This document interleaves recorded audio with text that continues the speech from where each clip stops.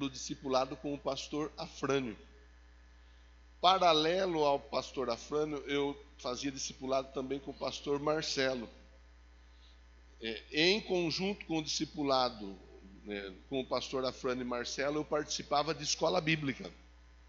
E juntamente com a escola bíblica eu estudava no Instituto Teológico Quadrangular, onde eu estudei aproximadamente 4 anos. Quer dizer, eu estava aberto para o aprendizado, aberto para o conhecimento. Primeiro, para que eu pudesse ter a minha fé fortalecida. Segundo, para que eu pudesse ajudar outros irmãos. Então, numa das minhas conversas com o pastor Afrânio, eu falei, pastor, são muitas as seitas, são muitas as heresias, e fale para mim, como que isso funciona? Qual é o livro que você me indica para que eu estude, para que eu entenda, para que eu aprenda sobre as seitas, sobre as heresias, para que eu não caia, para que eu não tropece em alguma dessas situações? E ele me disse claramente assim, você vai estudar um livro só. Você vai estudar a Bíblia. Se você estudar a Bíblia, com toda certeza você conseguirá identificar, entender e saber como proceder diante de toda e qualquer seita e heresia. Eu ouvi a orientação dele, agarrei a orientação dele, coloquei em prática. E isso foi em meados de 99. De lá para cá, eu não estudei nenhum livro sobre seita, sobre heresia. Eu não fui atrás de querer saber sobre determinada seita, sobre determinada heresia.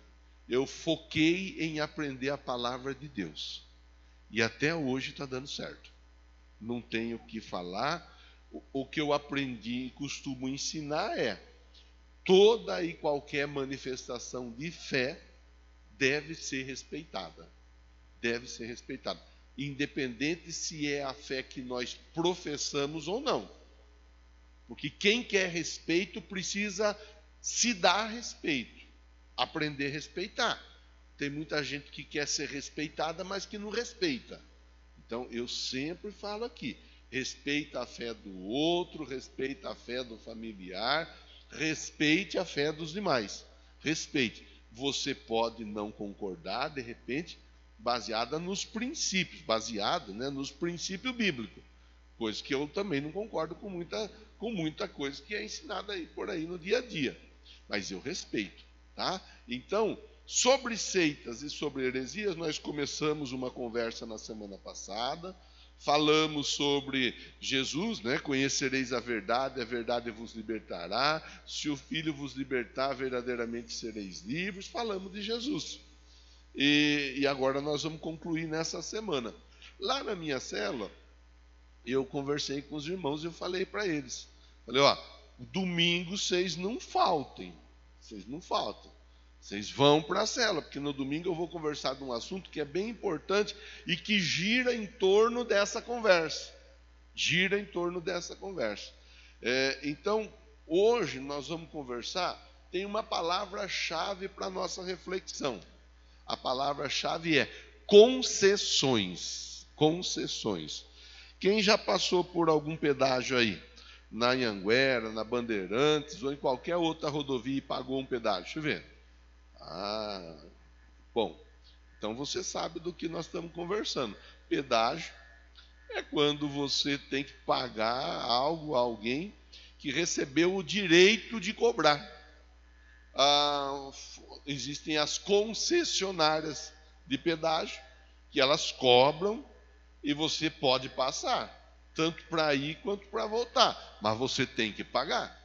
Se você não pagar, você não passa. E se eles deixarem você passar sem pagar, eles não deixam você voltar. É desse jeito. A regra é assim.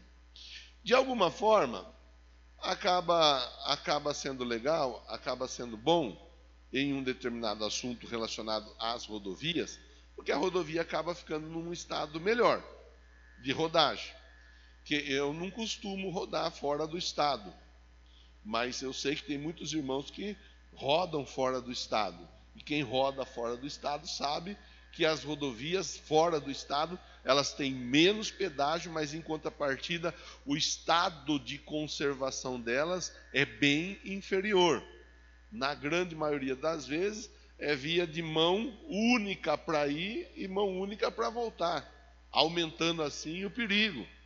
Então, quando nós falamos de rodovias, de concessões e assim por diante, nós vamos entender. Você paga, você tem alguma melhoria.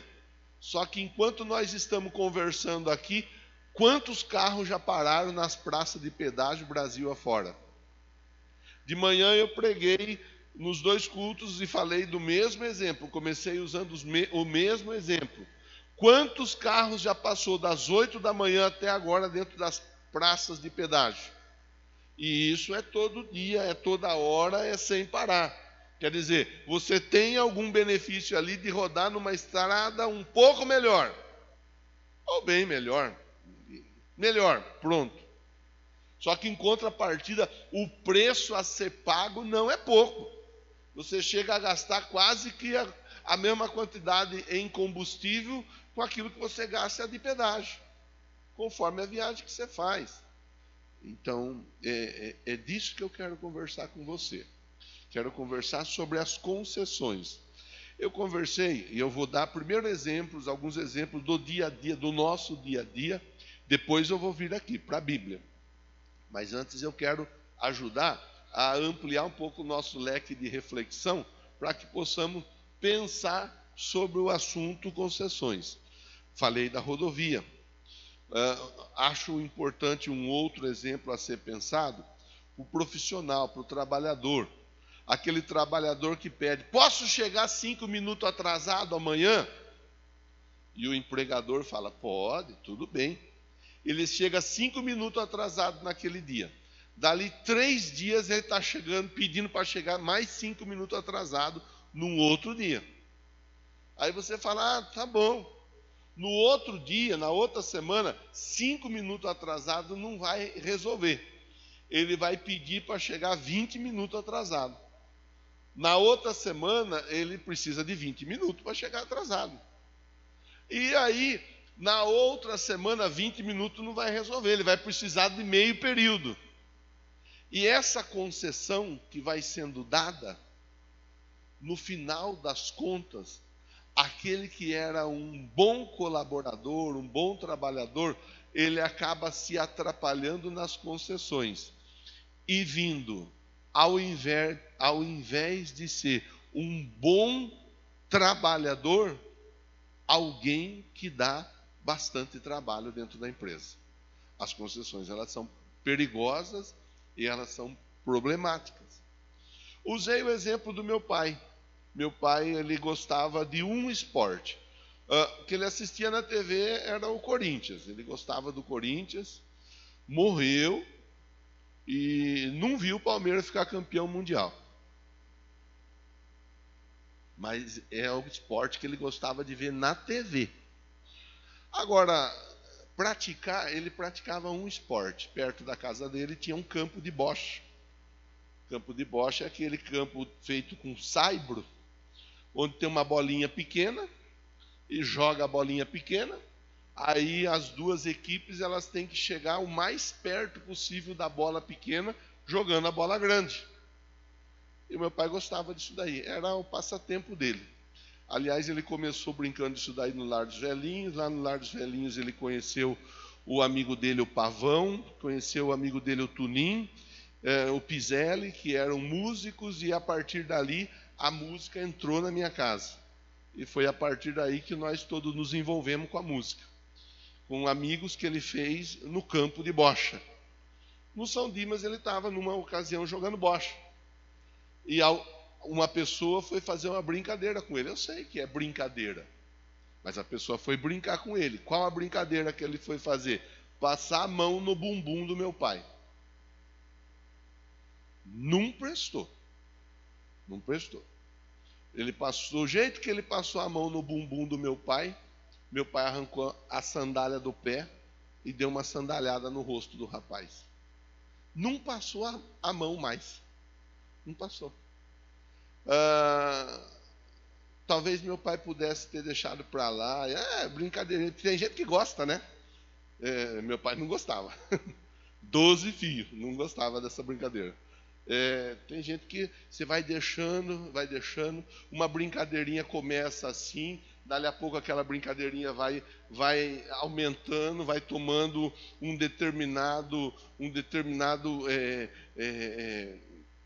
determinada ordem de grandeza que foge do controle. Eu sempre pego no pé das crianças nossas aqui, falo para eles: brincadeira de mão não é legal, brincadeira de mão não presta. Brincadeira de mão sempre tem um que acaba perdendo. Não presta, brincadeira de mão não é legal. Então, as brincadeiras, conforme a brincadeira, a concessão para as brincadeiras, ela pode estragar uma amizade. Pode estragar uma amizade. Concessões, estamos falando das concessões. Às vezes é aquele elogio. Não estou falando que é pecado, não estou falando que é errado fazer o elogio para alguém. Não estou falando, pelo contrário. Até esses dias eu comentei na quarta-feira, acho, domingo, não lembro, que agora eu não lembro se foi a Gisele ou se foi a Vani. Foi você, né, Gisele? Fez um elogio, chegou no templo ali, me elogiou, falou: ô pastor, você tá chique hoje, elegante. Falei: obrigado, bondade sua. O elogio não tem perigo, não tem problema nenhum. Desde que o elogio ele seja o elogio com a intenção, de fato, de elogiar e ponto. Agora, às vezes, e você está entendendo a conversa, porque as crianças foram para a sala de aula para o lado de lá, você está entendendo a conversa. Às vezes é aquele rapaz que vem fazer aquele elogio, aí ele fica com aquele elogio sem vergonha, maroto, dizendo assim: nossa, como você está. Está entendendo, sim ou não? Cheirosa. Ele não faz esse elogio para a esposa dele, mas para a esposa dos outros ele gosta de fazer. Ele não faz esse elogio para a filha dele, mas para a filha dos outros ele faz. E esse tipo de concessão, de ir permitindo determinadas práticas, você sabe aonde vai parar. Muitas vezes acaba trazendo problema. No casamento, determinadas práticas de concessão. É aquele dia que a mulher, em algum momento, o marido vai e grita com ela. E ela, normal, não tem problema. Na outra vez ele já não grita. Na outra vez ele grita e bate na mesa. Já na outra vez não basta, porque ela deu essa concessão. Não basta gritar e bater na mesa. Ele tem que bater nela. E as concessões elas só vão piorando determinadas situações. Vou contar para você um caso que em um determinado momento nós tivemos que ajudar. Fica comigo aqui que eu estou pregando. Só não li o texto ainda, mas eu estou pregando. Um jovem casal. O rapaz, jovem, novo, tal, a moça nova, os dois novos no casamento. Aí você sabe, casamento novo como que é, igual fogo, ladeira acima, né? Ele vai que é uma beleza. Em algum momento, dentro daquele casamento, aquele jovem casal começou a ver alguns filmes pornô. Já abriu uma concessão. Vamos ver um filme pornô? Começaram a assistir um filme pornô. Eu não quero.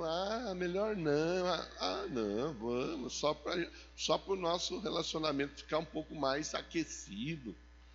Dali a pouco ver o filme pornô não estava servindo. Aí ele começou a querer fazer com a moça aquilo que era encenado no filme pornô. Eu não vou ficar falando de filme pornô aqui, não é essa a ideia. Estou falando de concessão. Só que no filme, quem já viu, quem já leu, quem já procurou entender um pouco, sabe que muita coisa, mas muita, 99% das situações, elas são produzidas. Elas não são de fato como elas são apresentadas. São produções. Só com o nhanho do rapaz, ele, na cabeça dele, tudo que ele via na TV acontecia de fato, e aí ele começou a querer fazer com a mulher o que ele via na TV. A moça, ela começou a sentir dores, ele começou a machucar a moça. E ela não podia falar nada, porque ele era brabão, ele era brutão. Então, quando ela falava alguma coisa, ele já ficava bravo com ela, dizendo que ela não amava ele. Concessões. Vou falar de mais um outro tipo, e aí eu vou entrar com você aqui. Um dia eu estava num supermercado na cidade, não vou falar onde, vi uma liderança de uma igreja, não vou falar quem nem de qual igreja, sendo atendida por um rapaz no açougue. Ninguém me contou, eu vi. Estava aqui, esperando chegar a minha vez, na fila. Hoje tem as senhas, alguns lugares ainda nem tem senha, ainda é fila. Eu estava esperando ser atendido. Aí o rapaz falou lá, não vou lembrar dizer para você a porção, mas eu vi e eu li o que estava acontecendo. Me dá meio quilo aí de picanha. Pronto, vamos comer picanha, né? Me dá meio quilo de picanha. Aí pesou meio quilo de picanha, 2 bifes, 3 bifes, já deu meio quilo. Pesou, imprimiu o adesivo, segurou o adesivo aqui. Meio quilo tá bom? Tá bom. Aí ele foi, pegou mal uma porção, enfiou mal uma porção. O meio quilo se tornou 2,5 kg mais ou menos. Carimbou no saquinho o papel do meio quilo. Levou 2,5 kg mais ou menos. Eu não tenho nada que ver com a vida dos outros. Para mim aquilo ali serviu de lição, de aprendizado. Isso foi em meados de 2000 e até hoje eu trago aquilo como uma lição que eu aprendi, que eu vi lá. Concessões. Então aquele rapaz que era uma liderança, em um determinado momento da história dele, começou a abrir concessões, aquela ali só foi mais uma, vai saber quantas outras tantas ele abriu. Final das contas, em um momento da vida dele, ele deixou de ser uma liderança e foi visto andando pela cidade, inclusive num tempo, até como andarilho. Parece que não tem nada demais. Parece que o pastor está falando umas coisas que... Irmão, irmã,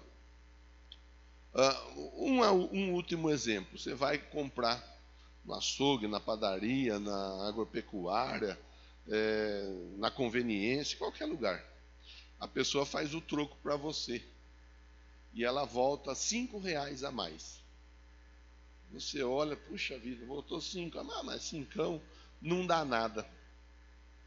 Põe no bolso e vamos para casa. E dando glória a Deus, que Jeová Jirê agiu. São concessões. Eu tentei, eu me esforcei, eu juntei um pouco de informações em determinadas áreas, que eu penso que contribui para abrir um pouco o entendimento para a reflexão.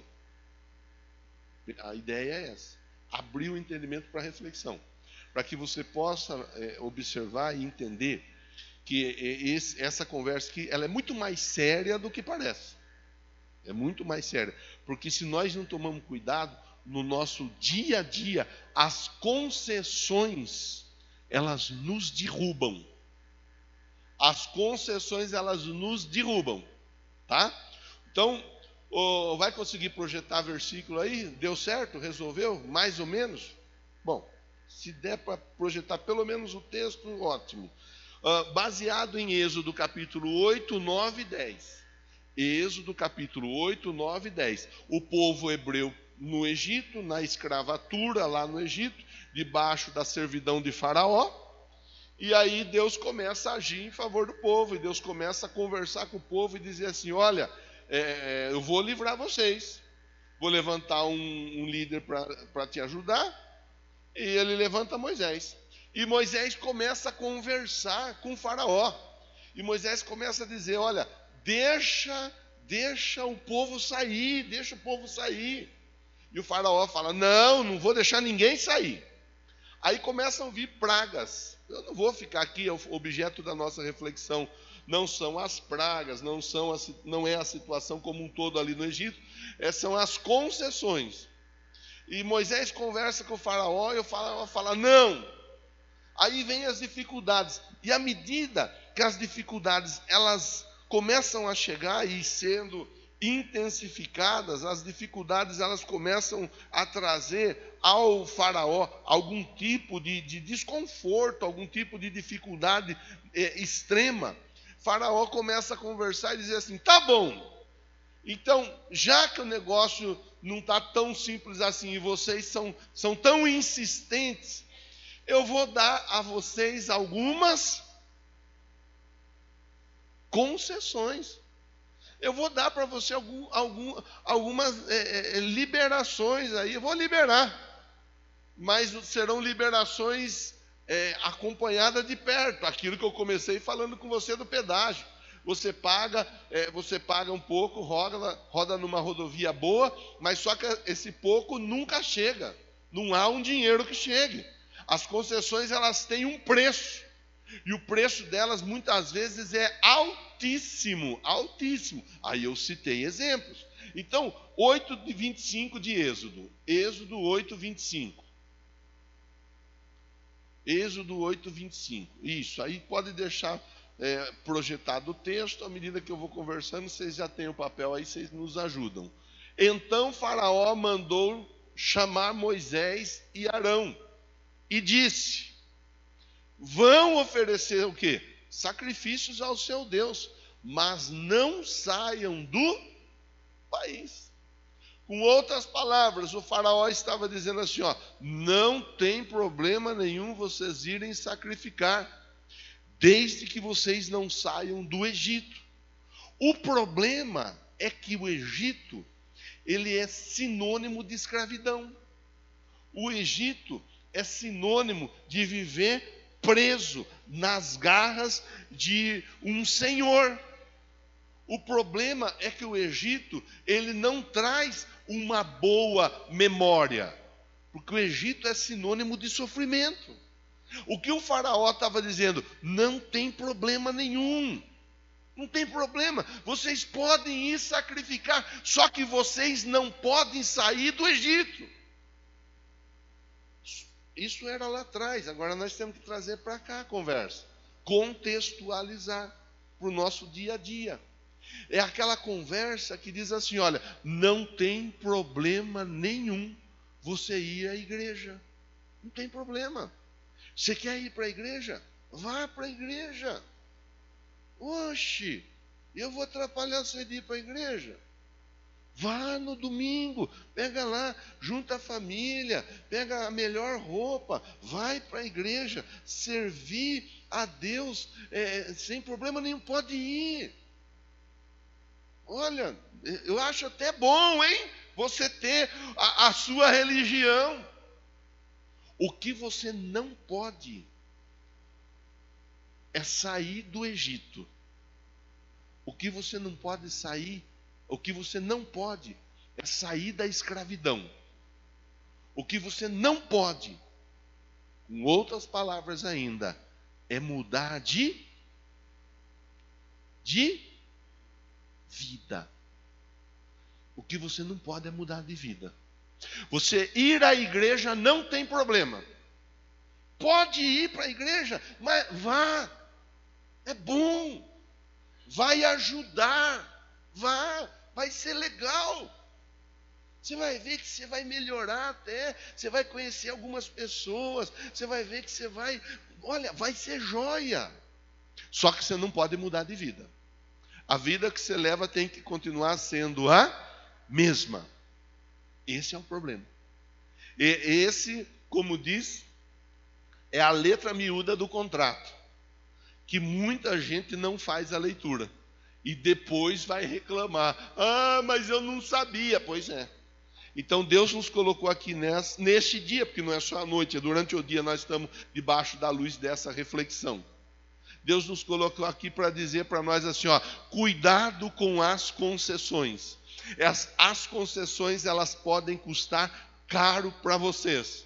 As concessões podem acabar com a sua vida profissional. As concessões podem acabar com a sua vida empresarial. As concessões podem acabar com o seu casamento. As concessões podem acabar com a amizade. As concessões podem te levar para o inferno. Cuidado. Não tem problema. Pode ir para a igreja. Você está entendendo a conversa, sim ou não? Tá clara a conversa, sim ou não? Esse é um problema. Esse é um problema. Então nós vamos ver aqui, eu listei algumas situações que não listei por grau de importância ou do tamanho da consequência, do estrago. Algumas situações para a gente pensar. Apenas para a gente pensar. Que estão por trás de uma concessão como esta. Você ir para a igreja, mas você não sair do Egito. Você ir para a igreja, mas você não mudar de vida. Dificuldade número 1, o compromisso com o pecado. A pessoa que aceita esse tipo de concessão de ir para a igreja, mas não sair do Egito, ela está dizendo assim, ó, eu vou para a igreja, mas eu vou continuar com a vida de pecado que eu estou vivendo. Eu vou para a igreja, mas eu não vou fazer nenhum tipo de questão de me esforçar para vencer determinada dificuldade. Afinal de contas, eu já fui para a igreja no domingo. Afinal de contas, na quarta-feira eu não falto, eu estou aqui. E tem vezes que eu até dou R$2 de oferta. Então, não dá. Querer que eu mude de vida já é querer demais. A concessão, ela faz isso daí. Ela leva a pessoa a não abrir mão do seu compromisso com o pecado. Vá para a igreja, mas não mude de vida. Vá para a igreja, mas não pare de fumar. Vá para a igreja, mas não pare de usar droga. Vá para a igreja, mas não pare de ver pornografia. Vá para a igreja, mas não pare de trair sua esposa, não pare de trair seu marido. Vá para a igreja, mas não pare de falar palavrão. Vá para a igreja, mas não reveja o seu comportamento. Não tem problema. Vá, mas continue fazendo exatamente do jeito que você tem feito lá fora. Porque dentro do templo, afinal de contas, é a coisa mais fácil para todos nós nos apresentarmos como bons cristãos. O desafio é lá fora. Então, a primeira situação, vamos ler o texto bíblico, 1 João 2, 15 e 16. É o Samuel que está nos ajudando. Então vamos embora, Samuel. Vamos embora. 1 João 2, 15 e 16. Não ame o mundo nem o que nele. Se alguém ama o mundo, o amor do Pai não está nele. 16. Tudo que há no mundo, a cobiça da carne, cobiça dos olhos, ostentação dos bens, não provém do Pai, mas do mundo. Primeira situação, compromisso com o pecado. A pessoa não romper com o mundo e ela continuar o quê? Mantendo o compromisso dela com o pecado. Outro texto.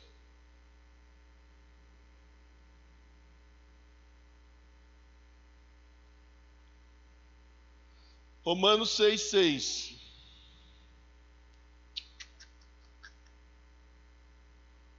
Tem uma linha escrita, eu vou abrir minha Bíblia para não pular nada.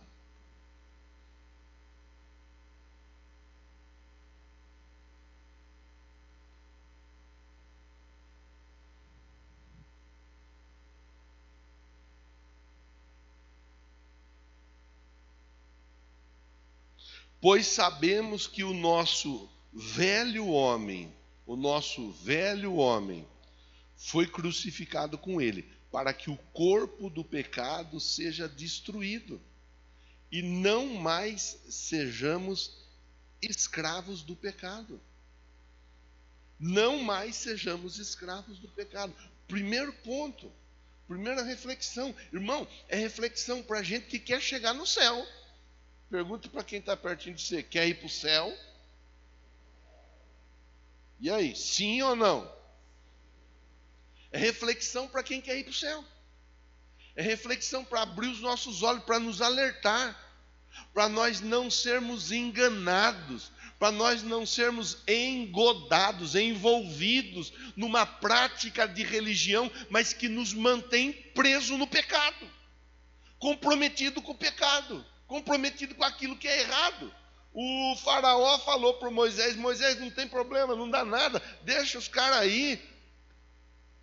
Moisés fala para eles: vai lá, sacrifica a Deus.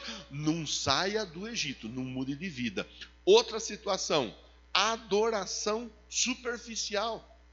Adoração. O problema de quem adora, mas não sai do Egito, com outras palavras, o problema de quem adora, mas não muda de vida, sacrifica, mas não muda de vida, é esse. A adoração da pessoa é aquela adoração superficial.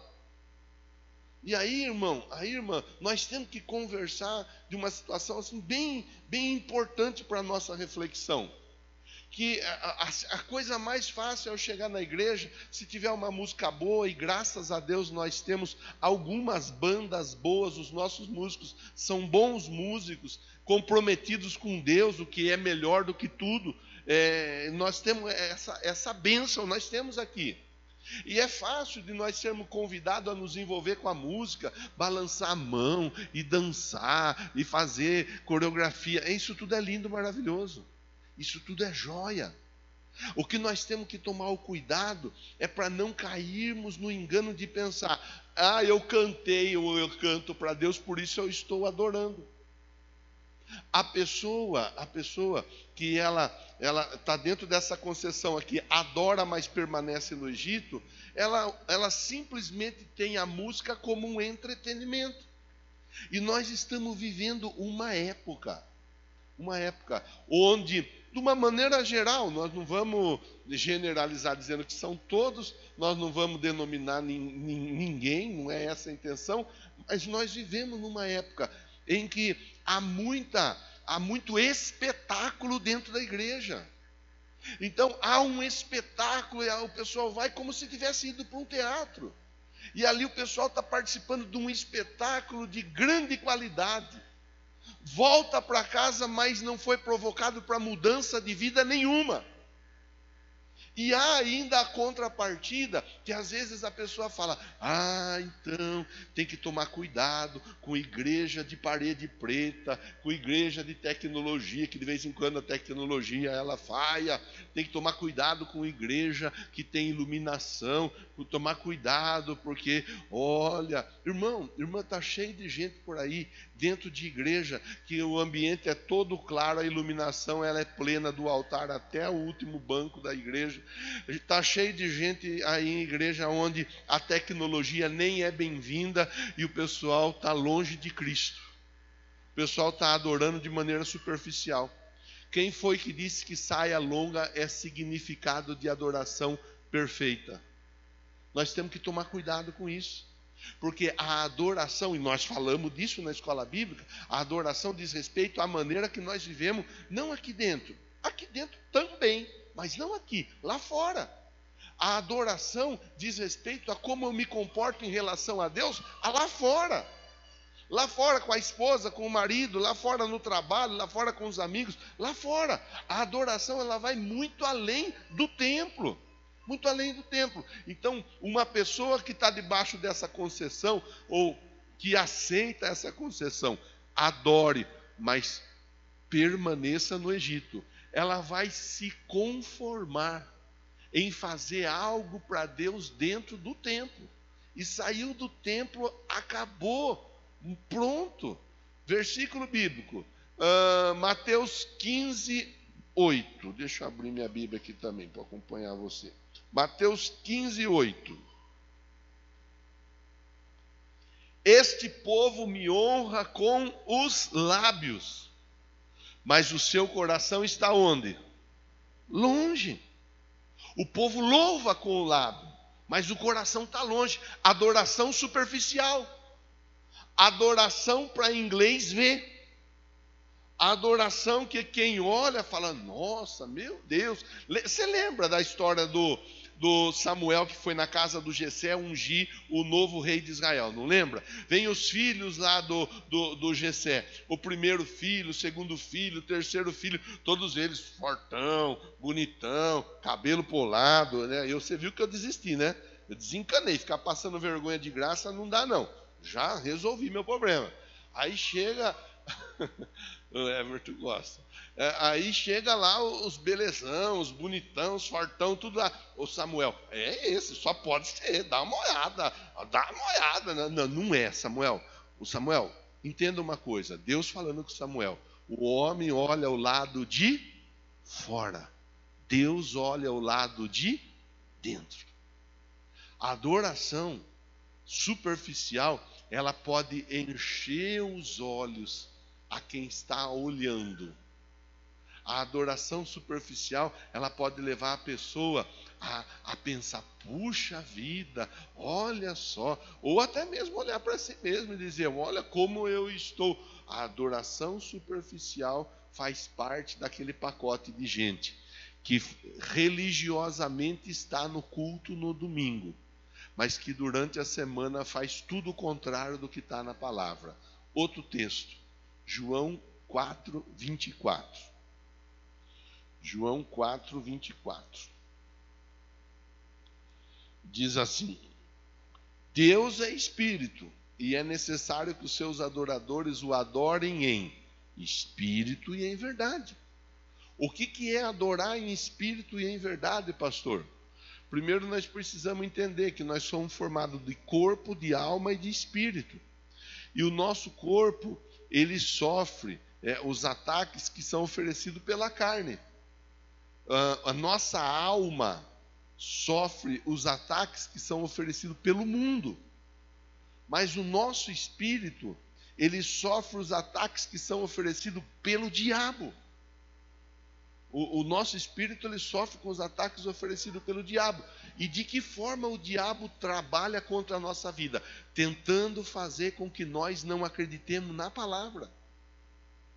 Tentando fazer com que você não acredite que Deus vai te dar a vitória, independente da situação, independente da circunstância, independente de como as coisas estejam. A Bíblia diz, todas as coisas são possíveis para aquele que crê em Deus. Todas. O diabo, ele vai tentar dizer assim, olha, não leva por mal não. Você está indo na igreja, mas não vai dar certo. Você está indo na igreja, mas não vai resolver. Você está indo na igreja, mas não vai acontecer. O diabo, ele sempre vai tentar falar assim para a pessoa. Adorar a Deus em espírito significa adorar a Deus acreditando na palavra, independente da situação, independente da circunstância. Os ventos podem ser contrários, o mar pode estar agitado, a dificuldade pode ser extrema, mas Deus continua tendo o controle da situação. Adorar em espírito significa isso daí. E adorar em verdade, que é o que o texto diz, adorar em espírito e em verdade, significa adorar aqui dentro do templo, mas adorar lá fora, em casa, no trabalho, na escola, onde quer que nós estejamos. Adorar, de fato, de verdade, independente de quem esteja perto de nós. Eu tenho vergonha de falar que eu sou crente. Está falando para que eu conte uma mentira. Eu não minto porque eu sou crente, mas e agora? Como que eu faço?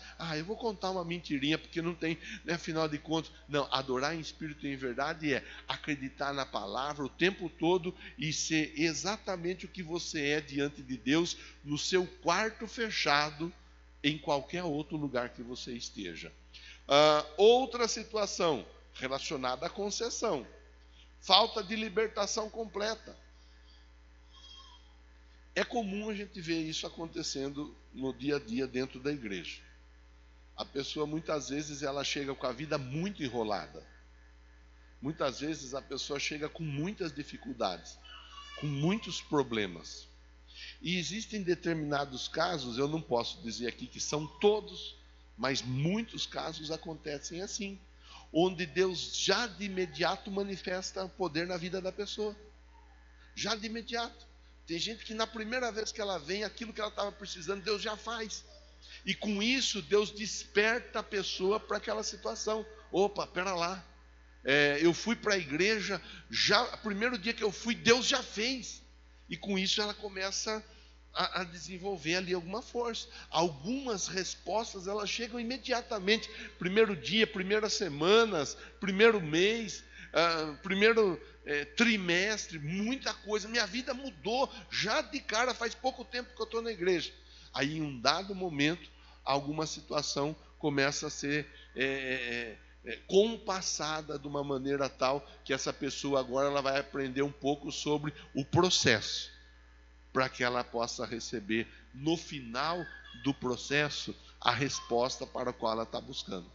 Libertação completa é assim: a pessoa começa a vir para a igreja, ela começa a ser liberta de um determinado assunto, de um determinado problema, e ela vai até o final, seja com um vício, seja com a prática de pecado, seja com determinados comportamentos relacionados à vida conjugal, social. Você já deve ter ouvido falar de alguém adicto, né, que é o que fala. O adicto é aquele que teve envolvimento com entorpecentes, com droga. Aí ele vai para uma clínica de recuperação. Muitos vão para uma clínica de recuperação e eles ficam ali na clínica 1 mês, 2 meses, às vezes 3 meses. Aí ele já melhorou, por quê? 3 meses longe da biqueira, 3 meses longe do bar, 3 meses longe do colega que levava a droga para ele fazer uso. Claro que vai melhorar. Se não melhorar assim, vai fazer como então? Tem que melhorar. Mas não quer dizer que ele está liberto. Quer dizer que determinada situação mudou, porque a volta dele mudou o ambiente que ele estava inserido. Só que ele está num processo. É um processo de libertação. São muitos os que, nesses 1, 2, 3 meses, por não estarem fazendo uso de nada, por conta do ambiente que mudou à volta deles, falam: eu já estou liberto, eu já estou livre. A pessoa sai de dentro de um centro de recuperação. Na primeira semana ela já caiu de novo. Por quê? Porque ela não estava liberta por completo. Assim são pessoas dentro das mais variadas dificuldades. A libertação por completo é aquela libertação onde a pessoa passou por um processo. No processo ela foi provada por Deus, e ela foi achada aprovada. Por isso que nós temos que tomar cuidado. Aqui fala assim, a concessão é a seguinte: vá, adore, mas não mude de vida. E isso vai fazer o quê? Com que a pessoa ela acredite que determinados traumas da vida dela estão superados, mas não foram superados como deveriam ser, porque ela não seguiu à risca o processo. Por exemplo, a falta do perdão. Quantas e quantas pessoas que têm dificuldade para perdoar? Quantas e quantas pessoas que, quando se vêm diante de determinada pessoa, ficam até mesmo emocionalmente abaladas, porque essa pessoa ela não foi por completo liberta. Por exemplo, dentro da falta do perdão. Mas as outras tantas dificuldades que as pessoas lutam para vencer, todas elas precisam ser superadas como um todo.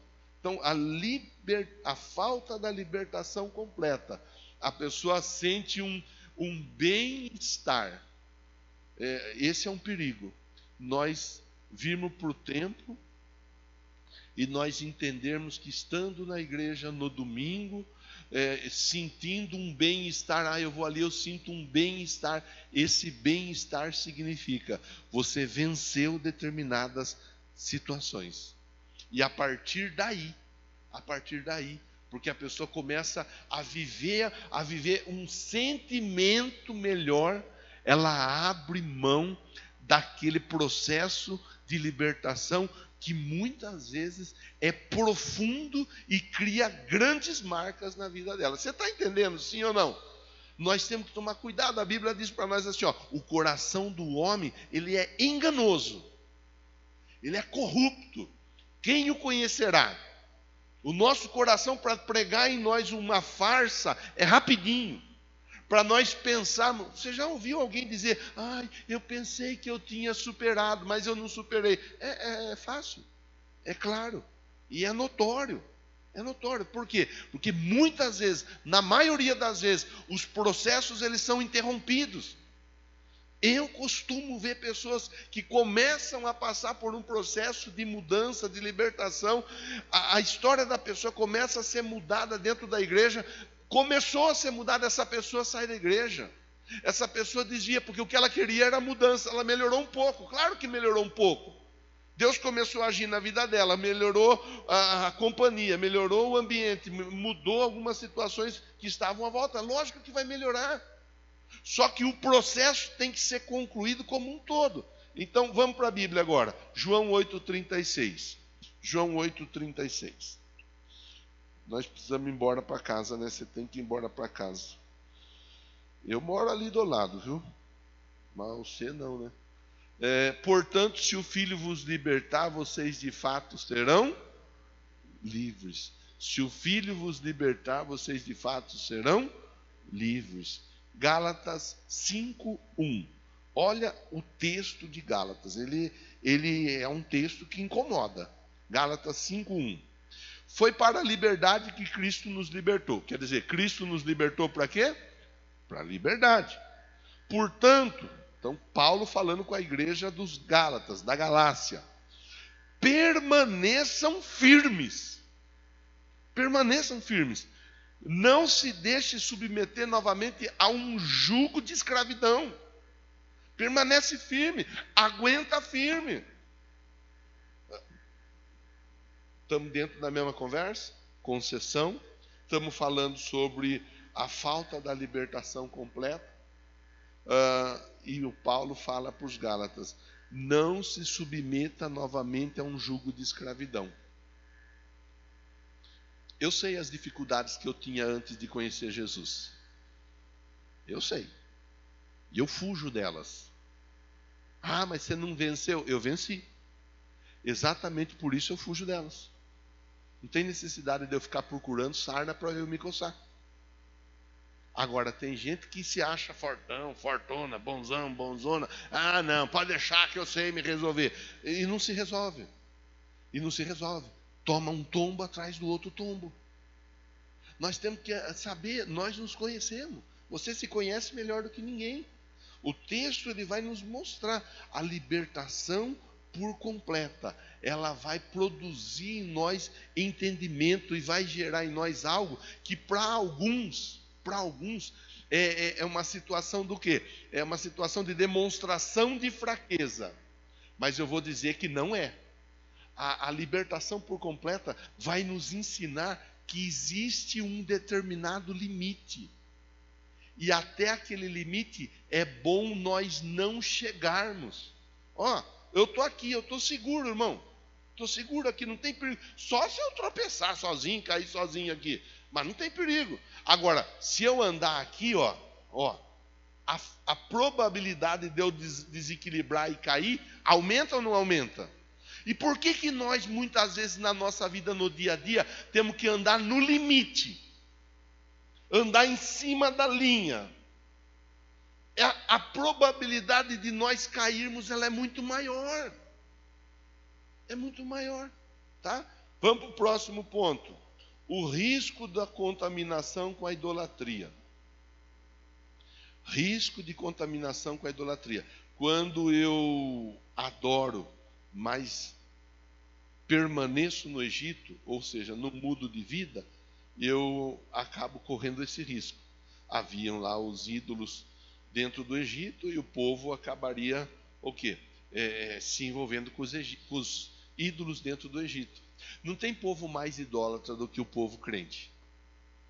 O povo crente gosta de falar do povo católico, que carrega a santa, que carrega o altar, que carrega o andor, mas não tem povo mais idólatra do que o crente.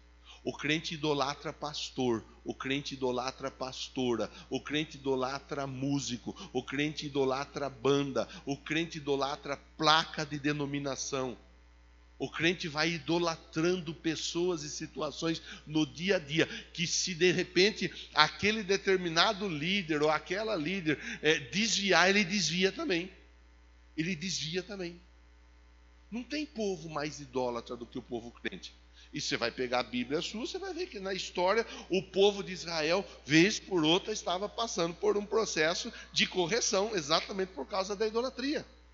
Eles eram idólatras, ao extremo. Só que nós, muitas vezes, nós ficamos olhando e apontando quem carrega um altar, quem carrega um andor. Muitas vezes para nós isso aí é idolatria. Quem tem uma foto, de repente, de um santo dentro da casa. E isso também é idolatria. Mas o que é pior é quando no nosso dia a dia nós transferimos para pessoas a nossa força, o nosso esforço, a nossa dedicação, a nossa abnegação, o nosso abrir mão de algo em favor de outra pessoa que não de Deus. Para qualquer outra pessoa nós podemos, nós fazemos, nós conseguimos, temos recursos e assim por diante. Quando Deus pede, nós não podemos, nós não dá certo, nosso tempo, nossos recursos e assim por diante, eles estão limitados. Você está entendendo, sim ou não? Você está comigo aqui ainda, sim ou não? Ótimo, nós já estamos indo embora. Aguenta firme aí, não vai embora. 2 aos Coríntios, deixa eu abrir minha Bíblia aqui. 2 aos Coríntios 6:17. Portanto, saiam do meio deles e separem-se, diz o Senhor. Não toquem coisas impuras, eu os receberei. Sai a orientação, sai do meio, não toque naquilo que é impuro. 1 Coríntios 10:21. 1 aos Coríntios 10:21. Vocês não podem beber do cálice do Senhor e do cálice dos demônios. Não pode participar da mesa do Senhor e da mesa dos demônios. É forte isso aqui, irmão. É pesado isso aqui. É um texto que confronta a pessoa. É um texto que nos leva a fazer a reflexão. Opa, pera lá. Será que eu não estou sendo contaminado com algum tipo de idolatria? Como que eu estou? Estou abrindo concessão. Porque os problemas eles vão se alastrando dentro da nossa vida, da nossa casa, da nossa família. Os problemas eles vão se alastrando e muitas vezes nós não sabemos por quê. A reflexão, ela está provocando cada um de nós a pensarmos que as concessões muitas vezes nos levam a isso. Nos levam a isso. A idolatria a pessoas começa quando? Eu dei exemplo para você aqui no início, antes de entrar no texto. Quando alguém pede alguma coisa e a pessoa, para agradar a outra pessoa, ela faz, mas ela está agradando a pessoa, mas ela está desagradando a Deus. Ela está desagradando a Deus. Quinto ponto e último ponto: submissão ao controle do faraó. A pessoa que adora, mas permanece no Egito. A pessoa que adora, mas não busca mudança de vida. A pessoa que adora, sacrifica. A pessoa que vai para o templo, mas que não tem mudança de vida. Essa pessoa, ela está correndo esse grande risco de estar debaixo de uma submissão ao controle do faraó. Colossenses 1:13. Colossenses 1:13 diz assim: pois ele nos resgatou do domínio das trevas, nos transportou para o reino do seu Filho amado. Ele nos tirou das trevas e nos trouxe para o reino do seu Filho amado. Atos 5:29. Atos 5:29. Pedro e os outros apóstolos responderam: é preciso obedecer antes a Deus do que aos homens. Esse quinto ponto vai nos levar a fazer a reflexão. Se eles aceitassem essa condição, eles estariam submetidos ao controle do faraó. Eles fariam o que o faraó deixasse. Eles fariam o que o faraó permitisse. eles fariam aquilo que o faraó aceitasse. E assim tem muita gente vivendo escrava. Tem muita gente vivendo escrava. Infelizmente, só faz o que o mal permite a pessoa fazer. Só vive aquilo que o próprio diabo deixa a pessoa viver. A pessoa não é livre, a pessoa não pode ir, não pode vir, ela vai fazer o que a ela for permitido fazer. Concessão. Nós estamos falando de concessão. Comecei conversando com você de concessão. Alguém vai perguntar, pastor, o que eu faço então em relação a esse tipo de concessão? Romanos 12, 2. Para nós finalizarmos com a leitura do texto. Romanos 12, 2. Não se amoldem ao padrão deste mundo. Transformem-se pela renovação da sua. O que tem que ser mudado? A mente. Se a mente da pessoa não for mudada, pode mudar de roupa, pode mudar de cabelo, pode fazer plástica, pode fazer um monte de coisa. Se a mente não for mudada, a pessoa seguirá, adorando, sacrificando, porém dentro do Egito. Nada de mudança de vida. A religiosidade em alta, porém o verdadeiro sacrifício a Deus sendo adiado. Para que sejam capazes de experimentar e comprovar a boa, a agradável e a perfeita vontade de Deus. Que Deus nos ajude, irmão. É o começo de uma conversa. Domingo que vem, eu quero ver se você vai ter coragem de vir novamente para dentro do templo. Domingo que vem eu vou continuar essa conversa. Eu ainda tenho muito assunto com você. Hoje eu me alonguei na introdução. Por quê? Porque propositalmente eu fiz... Era necessário de eu oferecer a você subsídios para você pensar no decorrer da semana, para você avaliar a palavra concessão, para você avaliar que muitas vezes dentro da nossa vida nós abrimos concessões e muitas vezes nós vamos tendo perdas e nós não sabemos dizer exatamente o porquê das perdas. Muitas vezes na nossa vida nós não conseguimos firmar os planos, os propósitos e nós não sabemos o porquê. Então essas reflexões, tanto de hoje quanto do próximo domingo, vão nos dar subsídio, argumento para pensarmos. Olha, pastor falou disso, pastor falou daquilo outro, eu pensei mais não sei o quê, é muita coisa para pensar, eu sei, e eu cheguei a uma conclusão, eu tenho aberto concessões, e nas concessões que eu tenho aberto, o prejuízo tem chegado até a minha vida. Eu tenho vivido à base de concessões. As pessoas me cercam, me pedem, exigem algo de mim, e eu estou sempre abrindo mão. Você já ouviu falar aquela seguinte situação? Dizer não é difícil, mas é necessário. Tem muita gente que não fala não. E por não falar não, acaba trazendo uma série de dificuldades para a própria vida. Tem hora que nós temos que aprender a dizer não. E com isso Deus vai nos ajudar. Hoje eu finalizo a conversa por aqui. Hoje eu oro com você, selando essa palavra sobre a sua vida, sobre quem estava conosco através da transmissão. Domingo que vem nós vamos continuar. E eu quero incentivar você. Traz alguém para ouvir essa reflexão. Talvez você conhece alguém que a vida não está andando. A vida está travada, a vida está parada. Talvez você conhece algum casal, algum empresário. Você conhece alguém. E você ouvindo aqui, você até pensou, puxa vida, tal pessoa que eu gosto tanto, está vivendo dentro dessa situação toda aí, e eu estou aqui, participando desse banquete, e a pessoa podia, de repente, estar junto aqui, ouvindo e aprendendo também. Domingo que vem, você incentiva ela e traz ela. Olha, tem texto aqui, tem muito texto para conversar. E eu vou conversar, e eu vou procurar ponderar situação por situação, com a finalidade de nos ajudar. O final da história nós já temos, mas eu não vou contar para você hoje. Eu conto domingo que vem. Senhor Deus, sela sobre a vida do meu irmão, sela sobre a vida da minha irmã, a tua bondade. Eu sei que não é fácil, Não é fácil o nosso dia a dia. Por quê? Porque estamos cercados de pessoas, de situações que muitas vezes vão nos convidar, nos incentivar e até nos forçar a vivermos com as concessões.